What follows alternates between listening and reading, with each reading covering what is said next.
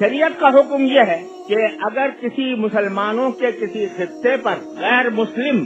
حملہ آور ہوں تو سارے مسلمانوں پر جہاد فرض ہو جاتا ہے، الاقرب فالاقرب کر کے، یعنی سب سے پہلے اس خطے کے ساتھ رہنے والے جو مسلمان ہیں ان پر جہاد فرض ہوتا ہے۔ اگر وہ کافی نہ ہوں تو ان کے برابر، وہ کافی نہ ہوں تو ان کے برابر۔ اس لحاظ سے جو قریب کے ممالک ہیں ان کے اوپر جہاد فرض ہے، لیکن ساتھ ساتھ یہ بھی ہے کہ جہاد بقدر استطاعت فرض ہوتا ہے، جس میں جتنی استطاعت ہو وہ اسی استطاعت کے مطابق جہاد میں شریک ہو۔ لہذا ان کی جانی، مالی، دفاعی امداد یہ فرض ہے تمام مسلمان ملکوں کے اوپر، لیکن اس کے لیے ایسی حکمت عملی ضروری ہے کہ جس سے ان کو فائدہ پہنچے، نقصان نہ پہنچے۔ اس حکمت عملی کے لیے عالم اسلام کو چاہیے کہ وہ سر جوڑ کر ایسی حکمت عملی تیار کرے۔ خود ہماری حکومت الحمدللہ پاکستان کی ایسی فوجی طاقت رکھتی ہے کہ جو بہت کم ملکوں کو میسر ہے، لیکن اس کا فرض ہے کہ اس کو کی امداد کرے، لیکن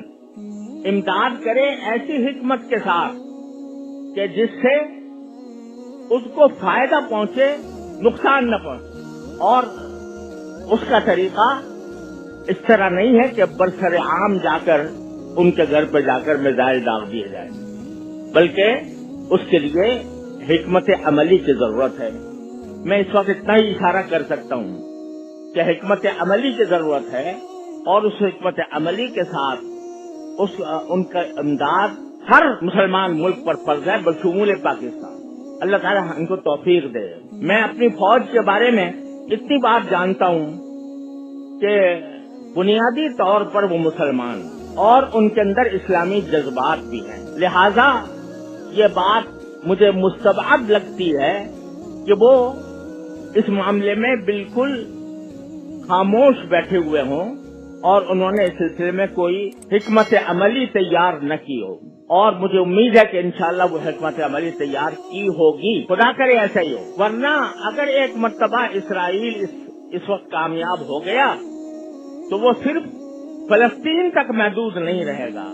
وہ پورے علاقے کو اپنی لپیٹ میں لے لے گا، اور یہ ایسا سانپ ہے جس کو اگر اس وقت اس کا سر نہ کچلا گیا تو پھر وہ دوسرے ملکوں کی طرف بھی وہ آگے ڈسنے کے لیے آگے بڑھے گا۔ لہذا سارے مسلمان ملکوں کو ایسی حکمت عملی تیار کرنے کی ضرورت ہے کہ جس کے ذریعے اس فتنے کا خاتمہ ہو سکے۔